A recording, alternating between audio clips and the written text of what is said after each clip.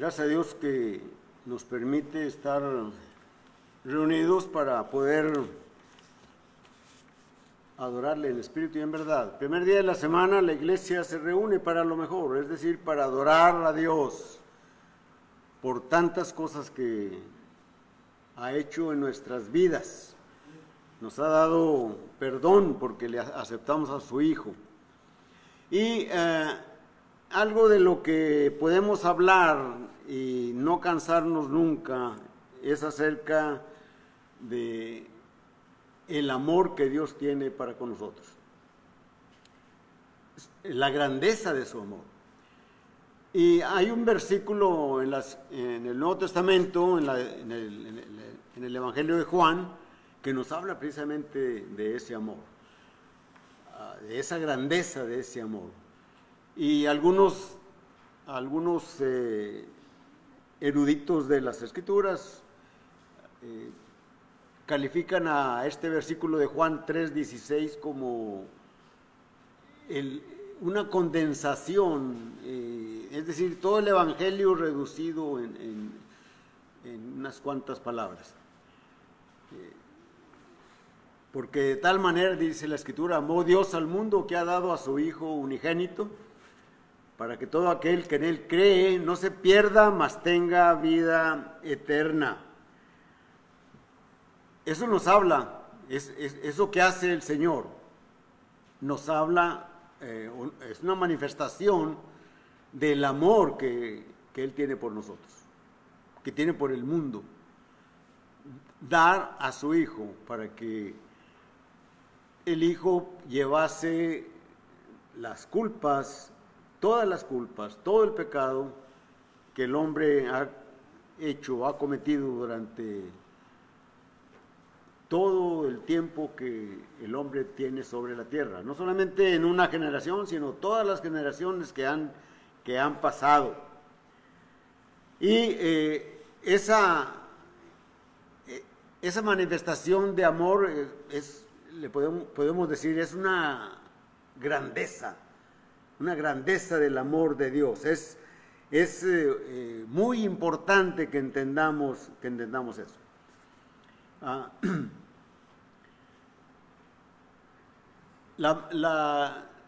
Cuando miramos de tal manera amó Dios al mundo, estamos mirando el tamaño, estamos viendo la magnitud del amor de Dios.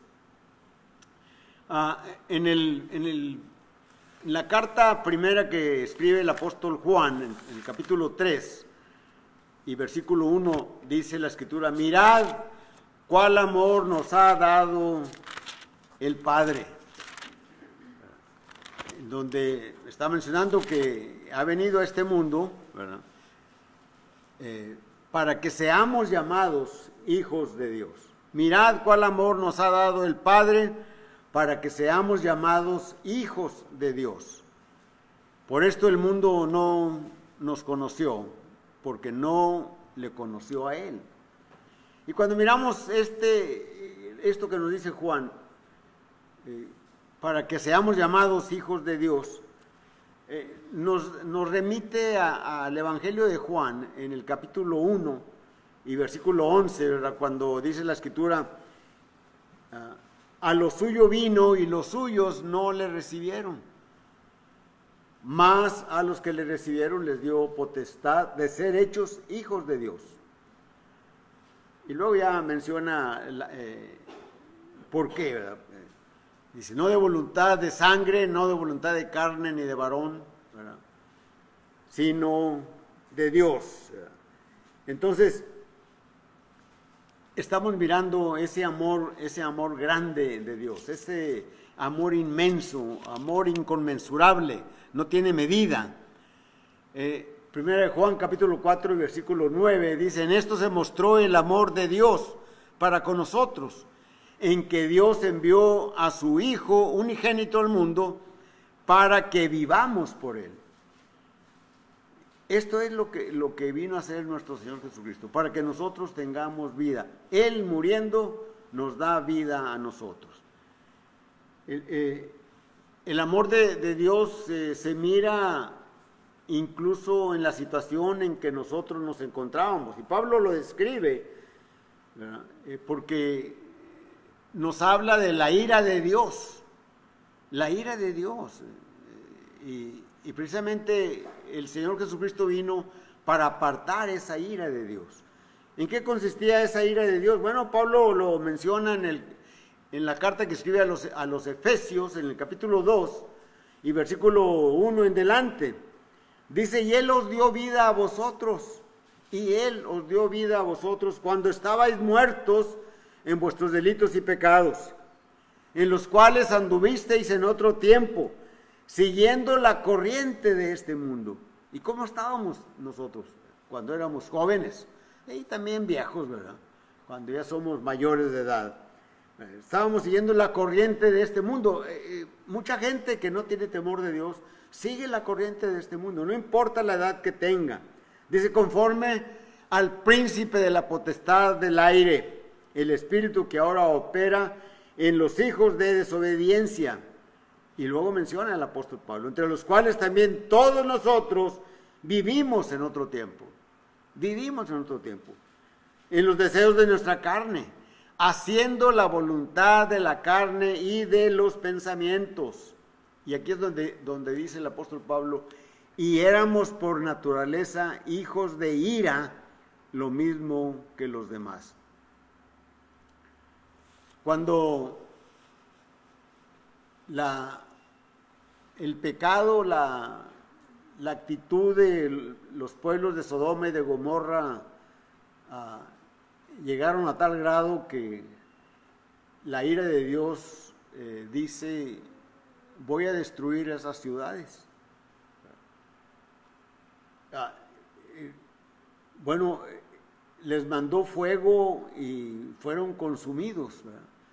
Sabemos que mandó Dios a unos mensajeros, a unos ángeles, para que sacaran a Lot y su familia, ¿verdad? Pero la ira de Dios se manifestó ahí, ¿verdad? Más adelante, eso está en Génesis 19, pero más atrás, más bien, en Génesis 6, la ira de Dios también se manifestó, destruyendo toda la creación, todo lo que había hecho en el mundo. Recordamos nosotros el diluvio y cómo 8 personas fueron salvas, ¿verdad? Porque Dios le manifestó la gracia a Noé, le dijo lo que iba a hacer, lo que estaba sucediendo y le mencionó cómo podía salvarse.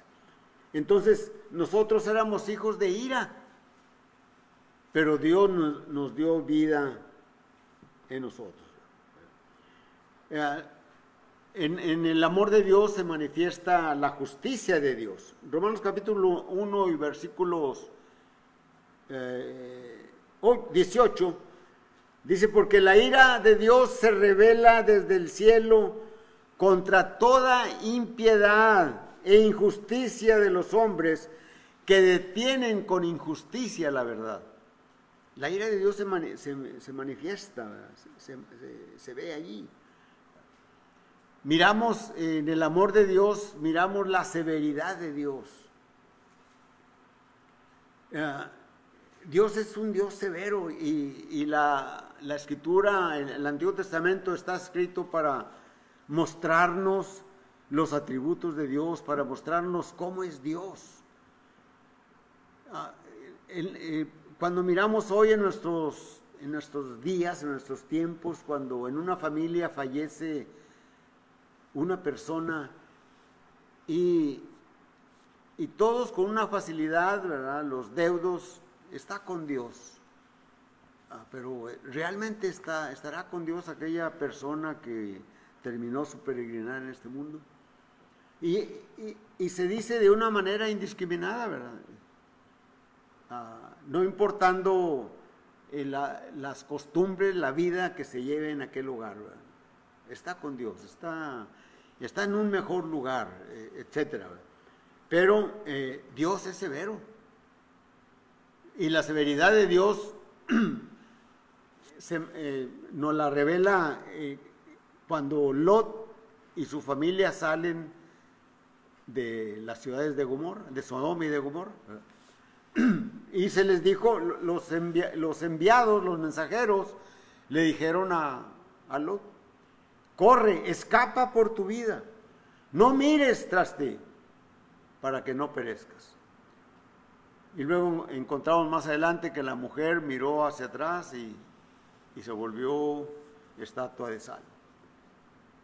Y pudiéramos decir, o pudiéramos preguntarnos, ¿por qué si nada más miró hacia atrás?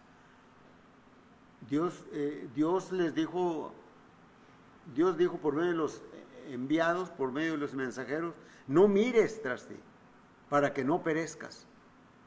Y esta mujer miró hacia atrás y pereció.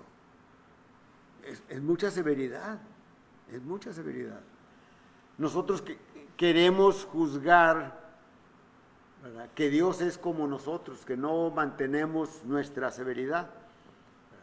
Somos a lo mejor recios con nuestros hijos, pero cuando se comete una falta y habiéndoles advertido, y cuando nos lloran, cuando nos dicen que se van a portar bien, bueno,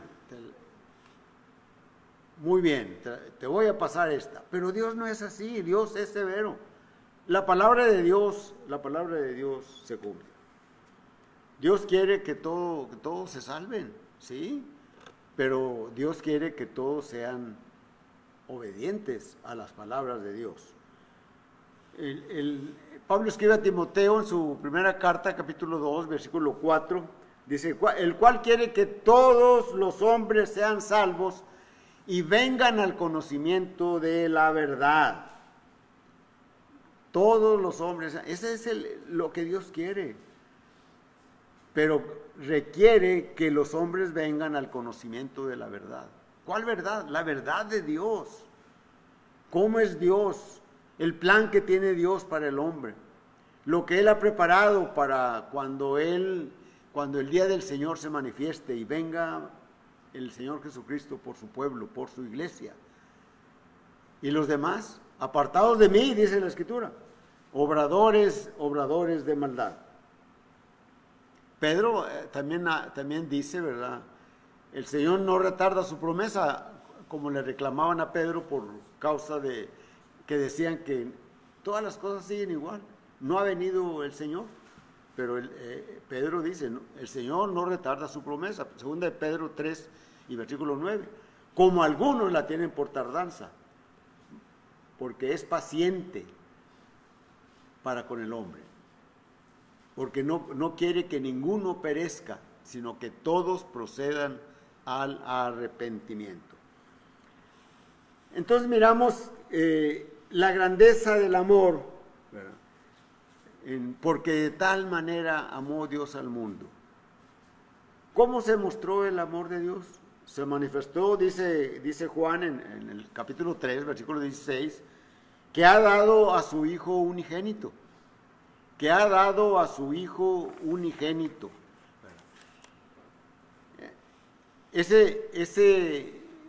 Un designio de Dios que tiene para la gente. Ya lo miramos aquí, lo leímos hace unos momentos, el cual quiere que todos los hombres sean salvos y vengan al arrepentimiento, ¿verdad?, que vengan al conocimiento de la verdad.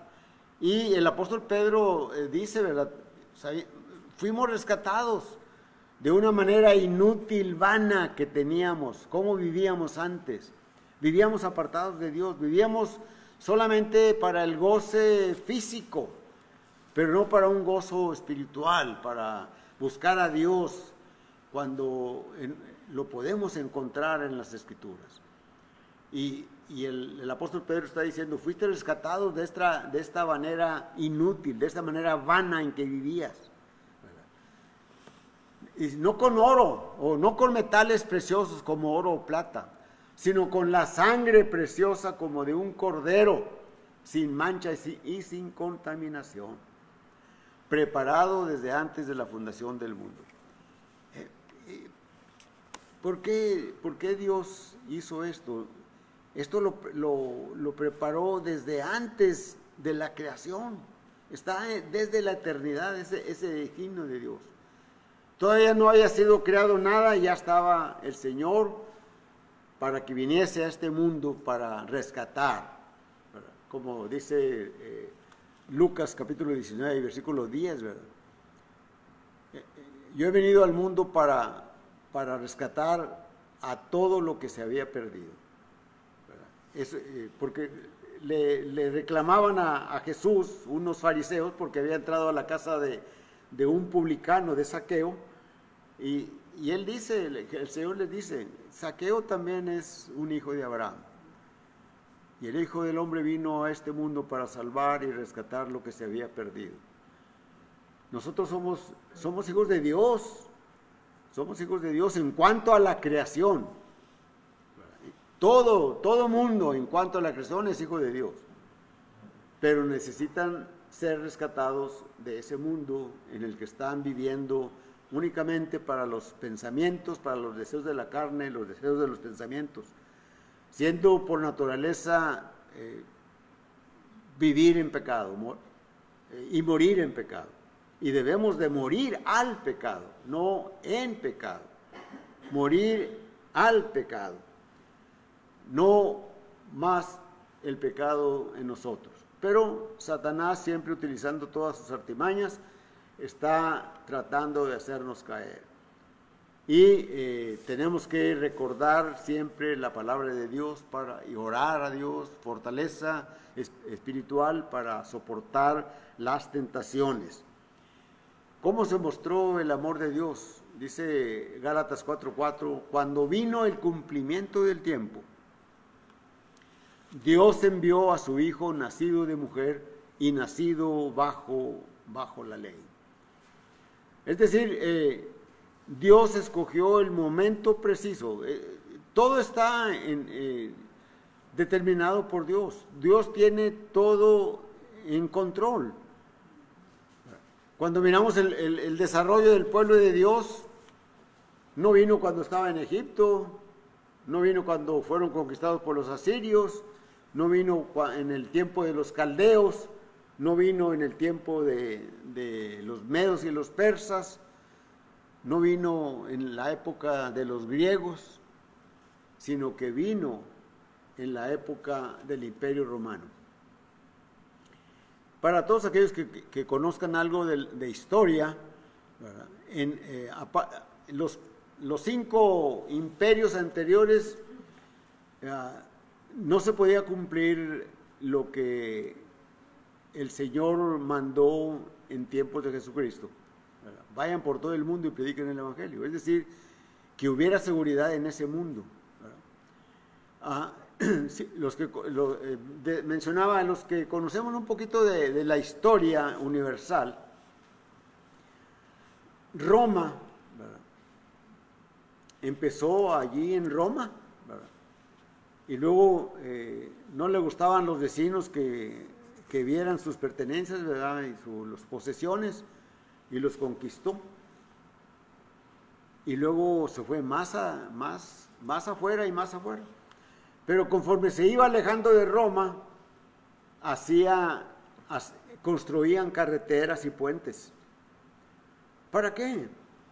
Para poder llevar los suministros a los soldados. Y hizo carreteras por todo el mundo de aquel tiempo. Por eso hay un dicho que dice, todos los caminos van a Roma, porque todos salían de Roma, se conectaban con los caminos de Roma. Y en esos caminos, cada cierta distancia había una guarnición de soldados romanos. Y ellos limpiaban de ladrones, ¿verdad? De asaltantes, ¿verdad? Sí había como quiera, ¿verdad? Pero había seguridad. Y cuando el Evangelio empezó a ser difundido, los evangelistas, los misioneros, iban por esos caminos que habían construido los romanos. Y tenían esa seguridad, aunque había el peligro de asaltantes, como dijo el apóstol Pablo, en todas las cosas que sufrió en su ministerio. Peligro de los ladrones en los caminos, en el mar, los piratas, ¿verdad? También salvaguardaban el mar el Imperio Romano. Entonces, cuando vino el cumplimiento del tiempo, ¿verdad? Ese cumplimiento del tiempo fue precisamente del Imperio Romano, de que cuando fue necesario el Evangelio salir de Jerusalén, salió empujados por Dios mismo, que propició la persecución de la iglesia para que se alejaran de Jerusalén y predicaran el Evangelio por donde fueran. Así dice Hechos 8:4, ¿verdad? Y los que salieron predicaban el Evangelio por donde iban pasando. De esta manera el Evangelio llegó a todo el mundo de aquel tiempo. Se cumplió lo que el Señor Jesucristo antes de ascender a los cielos les dijo a los apóstoles: y me seréis testigos en Jerusalén, en Judea, en Samaria y hasta lo último de la tierra. El Evangelio llegó en todo el imperio romano. ¿Por qué? Porque había carreteras, había caminos. Y ese Pentecostés en que la iglesia se estableció, muchos judíos de nacimiento o de raza, pero no de pueblo, venían de todo el mundo.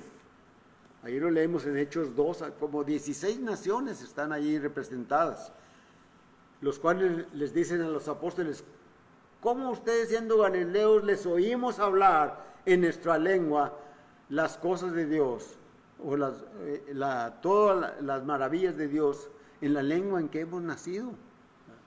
Bueno, eso fue porque vino ese cumplimiento del tiempo de Dios. Dios envió a su Hijo, nacido de mujer. Y aquel verbo, dice Juan 1:14, se hizo carne y habitó entre nosotros, y vimos su gloria como del unigénito del Padre, lleno de gracia y de verdad. Juan 1:14. Pero, porque de tal manera amó Dios al mundo que ha dado a su Hijo unigénito. ¿Por qué Dios dio a su Hijo? Para que todo aquel que en Él cree, es decir, porque hay que creer en Él, es necesario que el Hijo de Dios sea creído en todo el mundo. Y es misión de la iglesia, es trabajo de todos nosotros para hablar de Jesucristo a la familia, a los hijos, a los padres, a los hermanos, a los vecinos, a los compañeros de trabajo, al desconocido que a veces entabla una conversación y a veces hablan algo de religión. Ahí es donde debemos de empezar a hablar de Cristo. El mundo cree solamente en Jesús como un gran hombre, como un gran filósofo, como un hombre lleno de moral. En tiempos de Jesús, en su ministerio, la gente empezó a oír de Jesús, empezó a oír de las maravillas que hacía. Oye, este hombre sana leprosos, da la vista a ciegos, el oído a los sordos, y todo eso atraía a la gente para ir a ver a ese dramaturgo. Y otros iban porque les gustaba cómo les hablaba de las Escrituras, las enseñanzas que traía de Moisés, de los profetas, de los salmos, de los proverbios. Todo eso les gustaba a mucha gente porque eran hombres temerosos de Dios. Otros iban por curiosidad, pero creían en él como un gran hombre. Así creyó Nicodemo cuando le visita de noche. Dice allí el Evangelio de Juan, capítulo 3, versículos del 1 hasta el 5, bueno, varios versículos, ¿verdad? Que vino Nicodemo a él de noche y le dice: Rabí, sabemos que tú has venido de Dios, porque nadie puede hacer las señales que tú haces si no está Dios con él, Dios contigo, ¿verdad? Entonces por eso Nicodemo creía que era un hombre muy especial. Sí, era un hombre bueno, era un hombre que Dios estaba con él, pero él tenía que ser aceptado como el Hijo de Dios, aceptar su divinidad. Y cuando él hablaba de eso, lo tachaban, lo calificaban al Señor de blasfemo. Incluso esa fue una de las acusaciones en el juicio entre los judíos que fue de más fuerza para condenar al Señor, para poderlo llevar ante Pilato y decir es reo de muerte. A los romanos no les hubiera importado lo que dijera Jesús en cuanto a su divinidad, pero a los judíos sí. Y si hubieran llevado esa acusación a Pilato, le hubiera parecido sin valor. ¿Qué se crea? Entonces tuvieron que acusarle de cosas políticas. Le acusaron de que prohibía dar el diezmo, no el diezmo, prohibía dar los impuestos para el César. Y decían, se quería hacer rey. Entonces, esas eran acusaciones fuertes, aunque Pilato no encontraba realmente de qué acusarlo para matarlo. Incluso lo quiere dejar libre, pero pudo más la fuerza del Sanedrín y Jesús fue crucificado, fue encontrado culpable. Entonces, es necesario creer en Dios, pero no como Nicodemo, ¿verdad? Como un gran hombre, o como eres de Dios, sí, eres de Dios. Pero hay que aceptar la divinidad de Él. El Señor les preguntó a los discípulos, ¿quién dice la gente que es el Hijo del Hombre? Mateo capítulo 16, versículo 13 en delante, ¿verdad? Dicen que eres Juan el Bautista, que eres Jeremías, Elías o alguno de los profetas. ¿Y ustedes quién decís que son? Tú eres el Cristo, el Hijo del Dios viviente. Ahí está aceptando Pedro y todos los demás también, ¿verdad? Porque Pedro se adelantó a los otros 11, ¿verdad? Y está aceptando la divinidad del Señor. Tú eres el Cristo, el Hijo del Dios viviente. En la primera carta de Juan, en el capítulo 5 y versículo 13, cuando dice, estas cosas os he escrito a vosotros que creéis en el nombre del Hijo de Dios, versículo 13, esas cosas os he escrito a vosotros que creéis en el nombre del Hijo de Dios, para que sepáis que tenéis vida eterna, y para que creáis en el nombre del Hijo de Dios. 1 Juan 5:13. Entonces, para eso Dios dio a su Hijo, para que creamos en Él, para que lo aceptamos. La mujer samaritana, ustedes recuerdan, ya lo hemos mencionado en otras ocasiones, ¿verdad? La conducta que viene allí en el Evangelio de Juan, ¿verdad? Que acusa al Señor de ser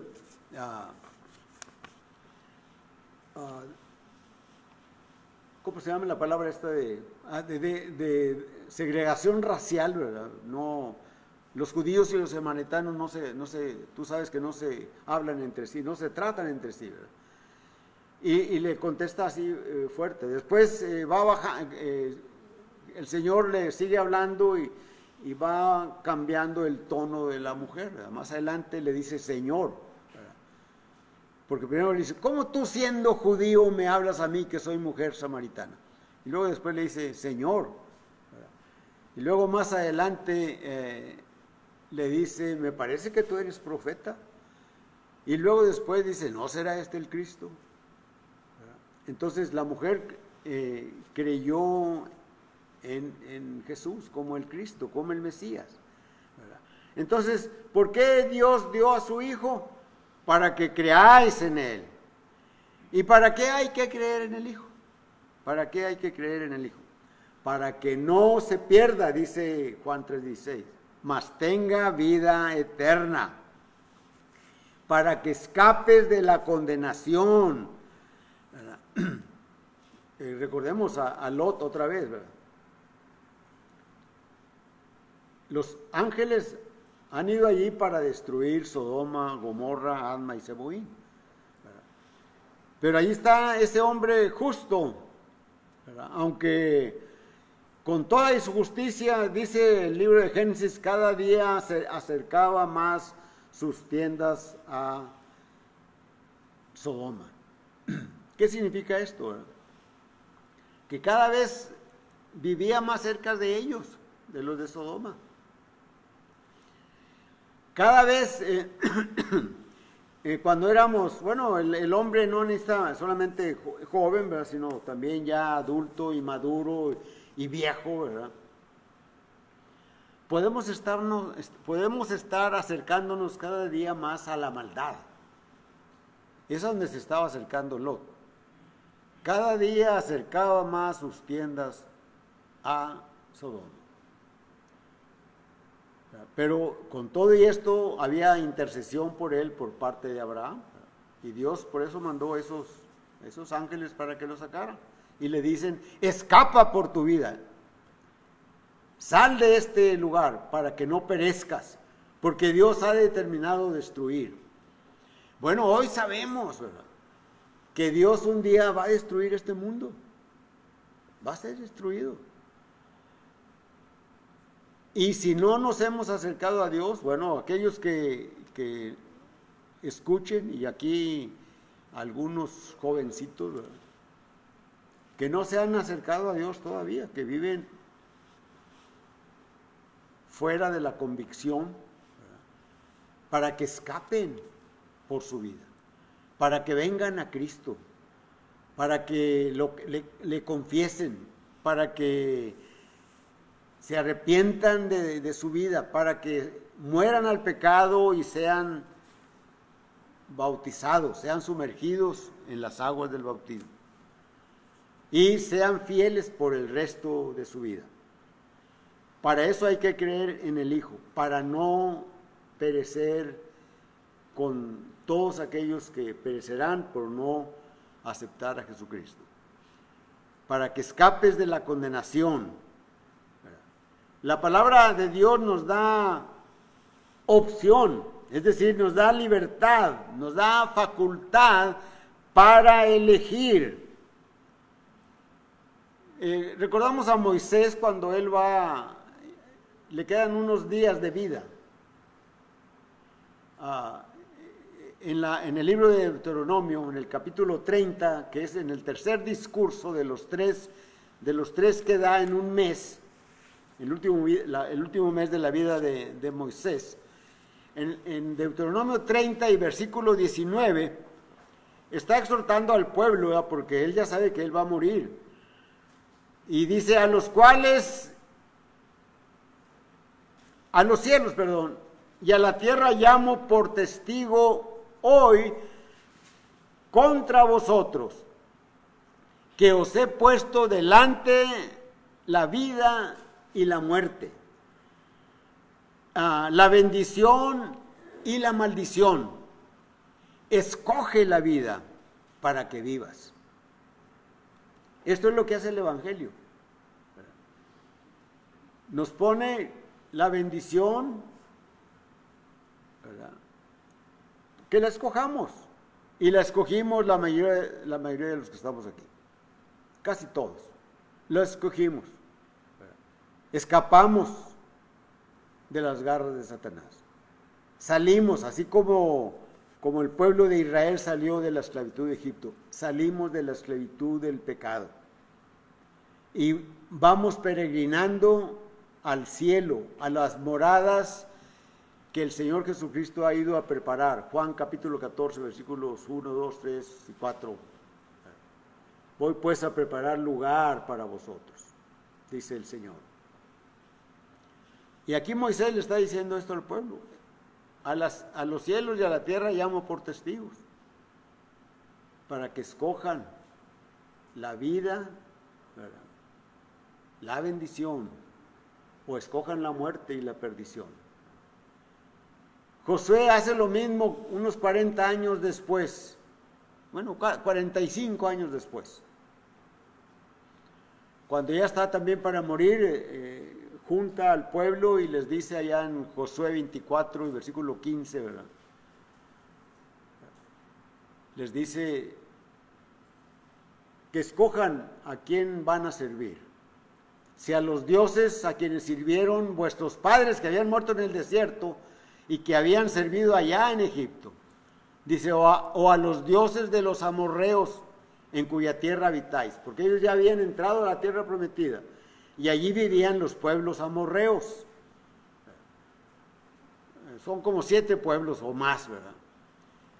Y dice, o escojan a esos dioses, ¿verdad? Dice, pero yo y mi casa serviremos a Jehová. Pero él inicia con estas palabras, y si mal os parece servir a Jehová, escogeos hoy a quien sirváis. Y esto es lo que hace la Escritura. Escoge a quién vas a servir, a Cristo o a Belial, como dice el apóstol Pablo en la carta a los Corintios. ¿A quién vas a servir? ¿A la luz o a las tinieblas? ¿A Cristo o a Satanás? ¿A quién vas a servir? Queremos servir a Cristo. Por eso estamos aquí en esta mañana. Y por eso estamos recordando lo que Jesucristo hizo en la cruz del Calvario por nosotros. Por eso estudiamos la palabra, por eso somos exhortados cada vez que nos reunimos. Pero somos exhortados para que cambiemos nuestra manera de pensar. El apóstol Pablo, escribiendo a los romanos en el capítulo 12, ¿verdad?, está diciendo, así que hermanos, os ruego por las misericordias de Dios, versículo 1 y 2, que presentéis vuestros cuerpos en sacrificio vivo, santo, agradable a Dios, que es vuestro culto racional. No os conforméis a este siglo, sino transformaos por la renovación de vuestro pensamiento, de vuestro entendimiento. ¿Cómo vamos a hacer eso? Yendo a las Escrituras, estudiando las Escrituras, leyendo cada día. Es el alimento espiritual. Si nos apartamos de las Escrituras, pecamos. No falta que venga a nuestra mente y nos hace trastabillar y nos hace caer. Para eso vino el Señor, para que no nos perdamos, sino que tengamos vida eterna. Hechos 2:47 dice, y el Señor añadía cada día a la iglesia a los que habían de ser salvos. El apóstol Pedro escribe en su carta, en su primera carta, capítulo 3, y más bien el capítulo 1, y versículo 3, bendito sea el Dios y Padre de nuestro Señor Jesucristo, que según su grande misericordia nos hizo renacer para una esperanza viva por la resurrección de Jesucristo de entre los muertos. Y luego dice, para una herencia incorruptible, incontaminada e inmarcesible, reservada en los cielos para nosotros. El Señor Jesucristo fue a preparar ese lugar. Y por eso el Señor Jesucristo vino a este mundo. Vino, ¿verdad?, en ese amor que manifestó Dios, ¿verdad?, que dio a su Hijo unigénito para que todo aquel que en Él cree no se pierda, mas tenga vida eterna. Así que si en esta mañana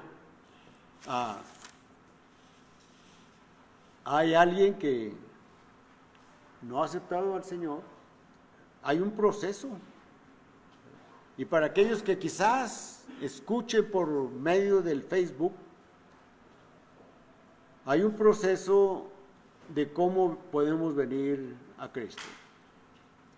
Está en las Escrituras. Hay que oír el Evangelio, porque del oír viene la fe. Con la fe viene el arraigar, el cimentar nuestra fe y confesar a nuestro Señor Jesucristo, arrepentirnos de nuestros pecados, morir al pecado y ser bautizados.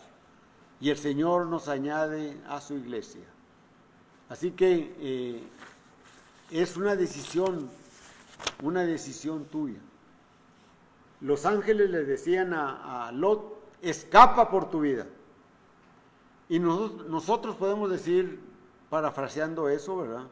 Escapen de Satanás, escapen del mundo, escapen de esa atadura de Satanás que los tiene bien agarrados.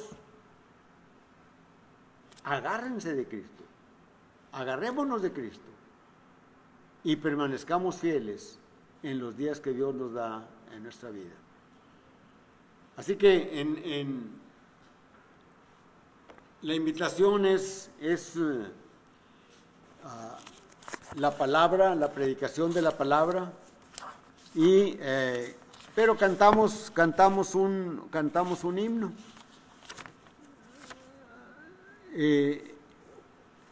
Vamos a cantar el himno 125, la primera, segunda y última estrofa. Y mostremos realmente nuestro amor para con Dios